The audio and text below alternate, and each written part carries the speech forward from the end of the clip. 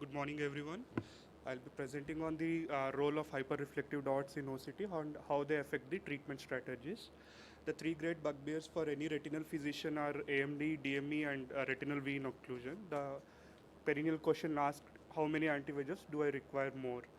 So I'll start with the case of a 60-year-old female who presented with SRF cystoid edema and massive neurosensory detachment. She was a case of PCV who received anti-VEGF with minimal resolution. However, the course repeated.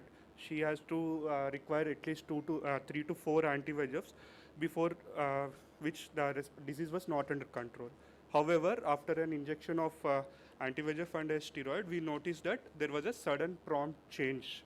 So on close evaluation, we noticed that there was something known as hyperreflective dots which were scattered throughout the OCT. So this was the premise which led us to do this study. So we analyzed 201 patients who received intravitreal injection of steroid implant, Ozurdex in this case, in the last 1 year. And out of them, 23 patients had received Ozurdex after other options like anti-VEGF has been tried. And the purpose of the study was to identify the hyperreflective dots.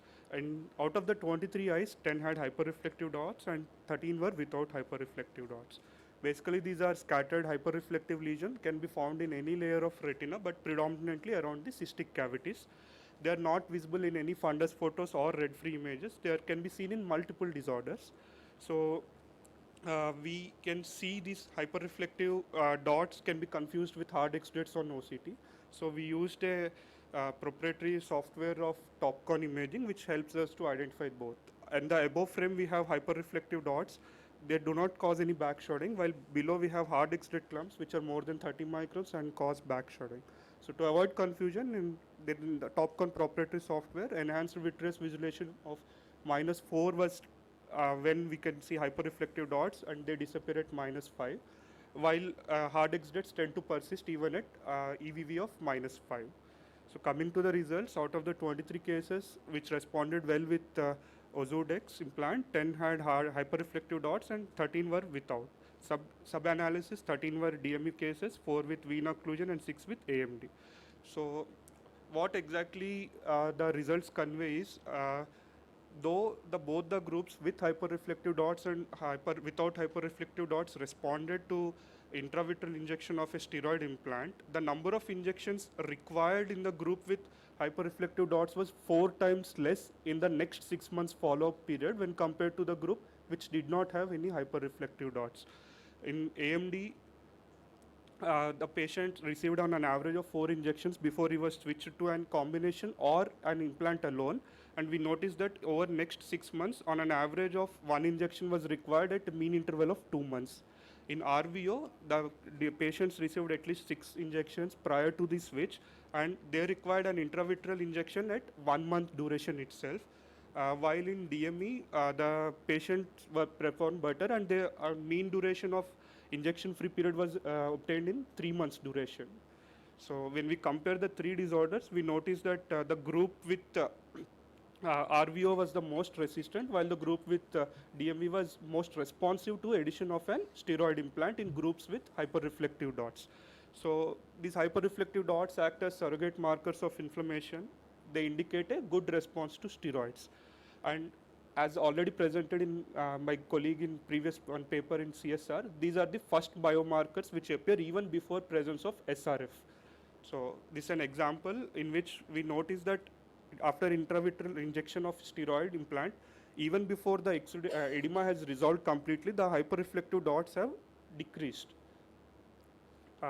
Similarly, this is a case of PCV which was treated with an anti-VEGF and steroid implant.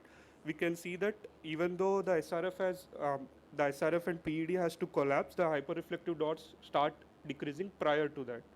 So the limitations are it's a retrospective study with smaller sample size and we need a longer follow-up. A long follow-up multi-center study is required, but in between the implant was not available and it could not be completed as such. And the take-home message from this study is hyperreflective dots act as a biomarker of inflammation. The hyperreflective dots indicates better response to addition of a steroid implant. The addition of steroid implant can reduce the anti-VEGF burden in such cases. Thank you.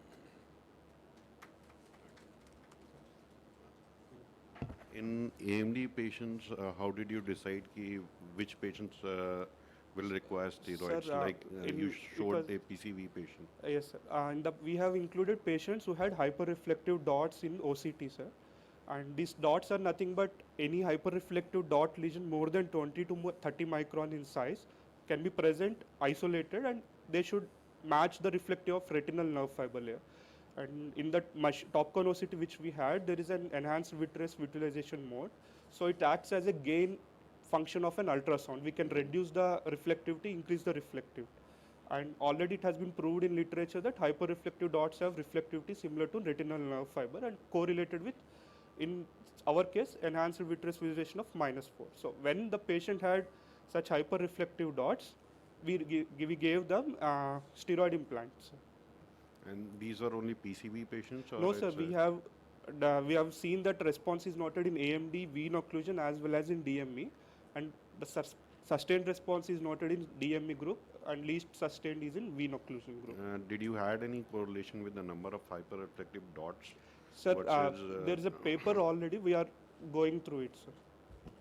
And did you check for the location of these hyperreflective dots? Because the other papers, They can be present even in vitreous, retina, choroid, depending on etiology. Even uveitis cases, posterior uveitis, vitreous hyperreflective dots are noted. In your cases, where were they? We have taken only intraretinal hyperreflective dots, sir, predominantly within the outer retina, perifoveal regions.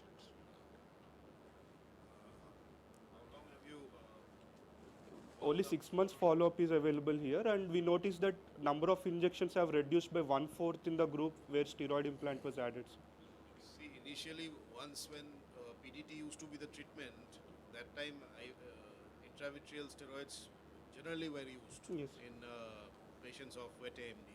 But now, addition of Ozurdex, if it succeeds in recalcitrant cases, it may be a revolutionary concept. So, have you any other studies have you followed up which has the same parameters? Sir, already there are few literature which are published, sir, but all are isolated, like 20 cases, 30 cases only. There is no long study, sir, with multiple patients, long number of data. Number of injections has reduced by 1/4, not in all the subgroups. Sir, I have taken only because the sample size is less, only 23. So I have individual data, sir, like the group with vein occlusion required 2 injections in 6 months period, while as AMD and DME it was only 1 in the 6 months in hyperreflective dots.